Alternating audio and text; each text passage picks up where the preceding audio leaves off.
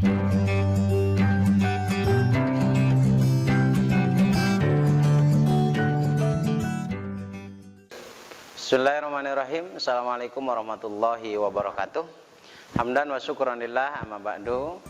Selamat pagi, selamat datang kalian semua di belajar daring pada pertemuan yang ke-7 ya, pada pertemuan yang ke-7 pada bab ke-15 kelas 10. Dan kalian dimohon untuk mengisi daftar hadirnya, kolom daftar hadir. Dan ingat, apa yang kalian pelajari, apa yang kalian dengar, apa yang kalian lihat, tolong itu direalisasikan dalam kehidupan sehari-hari kalian. Mudah-mudahan kita ada dalam lindungan Allah Subhanahu wa taala. Baiklah, adik-adikku sekalian, pada kesempatan pertemuan yang terakhir barangkali bagi saya di SMK Asabik ini, dan mudah-mudahan kalian menjadi anak-anak yang soleh dan soleha. Pada bab 15 ini kita akan belajar tentang meneladani perjuangan dakwahnya baginda Rasulullah SAW di periode Madinah. Selanjutnya, proses dakwah Rasulullah SAW di periode Madinah. Yang pertama, kita akan membahas tahapan masa. Ya, tahapan masa dakwah Rasulullah itu sangatlah dengan penuh rintangan, baik dari dalam kota Madinah ataupun dari luar kota Madinah. Nah, tahapan masa periode Madinah ini diawali pada tahun 10 Hijriah hingga perjanjian Hudaybiyah tahun kurang lebih 10 tahun maksudnya, dari diawali tahun Hijriah hingga perjanjian Hudaybiyah tahun ke-6 Hijriah ya. Kemudian tahapan masa damai dengan para pemimpin paganisme yang diakhiri Fathul Makkah pada bulan Ramadan 8 Hijriah, ditandai dengan adanya korespondensi dengan para raja di Jazirah Arab. Kemudian yang ketiga, tahapan masa manusia. Manusia berbondong-bondong masuk Islam dari berbagai kabilah hingga wafatnya Rasulullah Shallallahu Alaihi Wasallam. Substansi dakwah Rasulullah SAW periode Madinah. Yang pertama, mendirikan pemerintah Islam dan membangun masyarakat Islam. Yang kedua, menerapkan hukum-hukum Islam secara sempurna. Jadi hukum Islam diterapkan di periode Madinah dengan sempurna. Kemudian menyebarkan dakwah Islam secara keseluruhan penjuru dunia. Ya, seluruh penjuru dunia maksudnya. Menyebarkan dakwah Islam ke seluruh penjuru dunia. Jadi seluruh dunia, penjuru dunia itu menyebar orang-orang yang dakwah tentang syariat Islam. Kemudian konsolidasi dan pengembangan daulat Islam menjadi suatu bentuk menjadi negara adidaya. Menjadi negara adidaya. Selanjutnya, strategi dakwah Rasulullah periode Madinah. Jadi ada cara ya, strategi Rasul dalam dakwah di periode Madinah. Yang pertama, dakwah dengan mendirikan masjid. Ya, karena waktu itu tidak ada masjid. Jadi yang ada itu bangunan-bangunan yang suka dipakai ibadah non-muslim. Kemudian dakwahnya dengan membuat perjanjian. Di antaranya satu, perjanjian antara kaum muhajirin dan ansor. Yang kedua, piagam Madinah. Yang ketiga, perjanjian Hudaybiyah. Selanjutnya, dakwah ketika terjadi peperangan. Ada perang Badar, ada perang Uhud, ada perang Khandaq, ada perang dengan Bani Quraisyah, kemudian ada perang Khaybar, ada perang Mut'ah, ada perang Hunain, ada juga perang Fathul Makkah. Dakwah dengan korespondensi, dakwah dengan penerapan sendi-sendi hukum Islam, dakwah dengan akhlakul karimah Rasulullah SAW. Karena dakwah Rasul yang paling bagus adalah dengan membentuk akhlak-akhlak yang baik. Selanjutnya, dakwah ketika terjadi peperangan. Di antaranya ada perang Badar, Uhud, Khandaq, Bani Quraisyah, Khaybar, Mut'ah, Hunain, Fathul Makkah.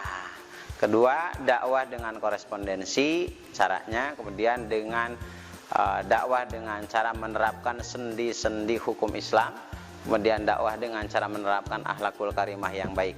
Karena pada dasarnya Rasul diutus itu adalah untuk menyempurnakan akhlak. Innama bu'istu liutammima makarimal akhlak. Sesungguhnya Allah telah mengutus Rasul itu adalah untuk menyempurnakan akhlak. Baik, adik-adikku sekalian, selanjutnya yaitu faktor sosial yang mempengaruhi dakwah Rasulullah SAW. Faktor sosialnya apa? Kaum muslimin yang setia kepada Rasulullah SAW, yaitu kaum muhajirin dan kaum ansar. Yang kedua, kelompok musyrik yang kebanyakan tidak membenci Islam dan banyak yang akhirnya masuk Islam juga karena tidak benci terhadap Islam.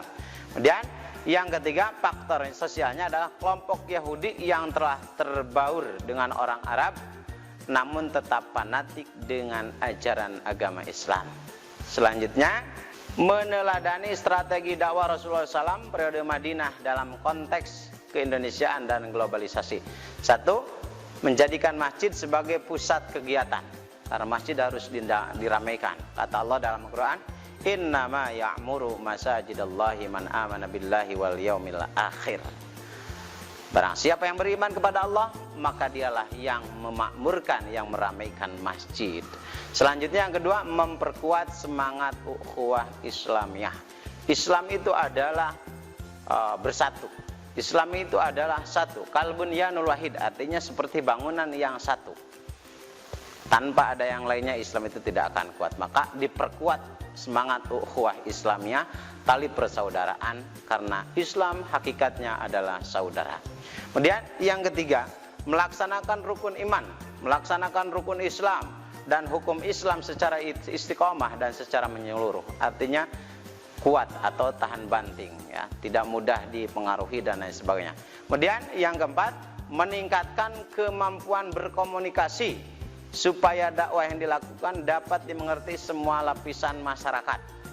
Jadi ditingkatkan, ya, ditingkatkan kemampuan berkomunikasi, baik itu secara bahasa, mampu berbahasa, mampu beradaptasi dan lain sebagainya.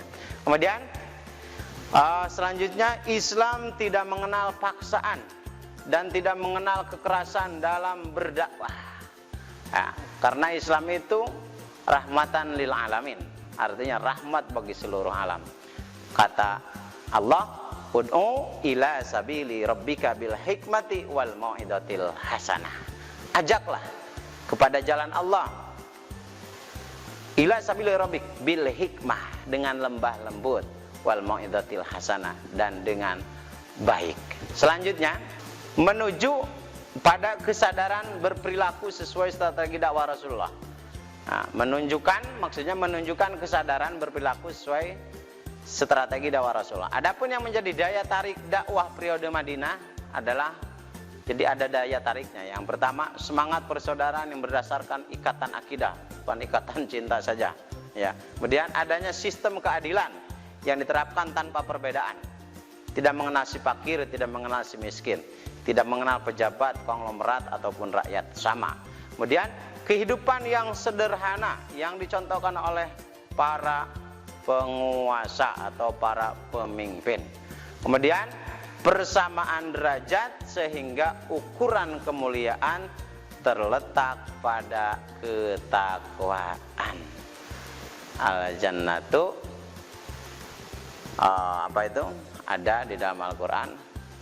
Jadi terletak pada apa? Ketakwaan seseorang. Kemudian strategi dakwah Rasulullah yang dapat diambil hikmahnya, yang pertama, tidak putus asa mengajak orang untuk berbuat baik, karena tugas manusia hanya berikhtiar, berupaya, berikhtiar.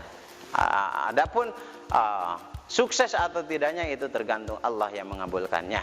Yang kedua, menjadikan dakwah sebagai bagian bagi kehidupan seorang muslim dimanapun berada.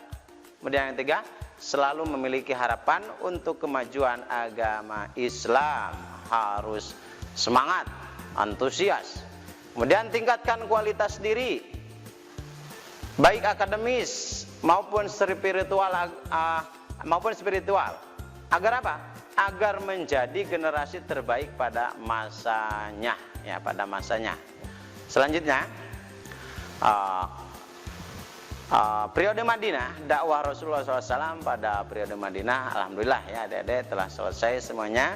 Mudah-mudahan kita bisa mengambil hikmah, kita bisa menerapkan perilaku kita menjadi orang yang sesuai dengan periode dakwah Rasulullah SAW, dan mudah-mudahan Islam menjadi jaya dan menjadi kuat. Al-Islam rahmatan lil alamin. Akhirul kalam, assalamualaikum warahmatullahi wabarakatuh. Kunjungi sosial media lainnya seperti website kami di pkbmalkota.com, Facebook PKB Malkota Manunjaya, Instagram PKB Malkota _official.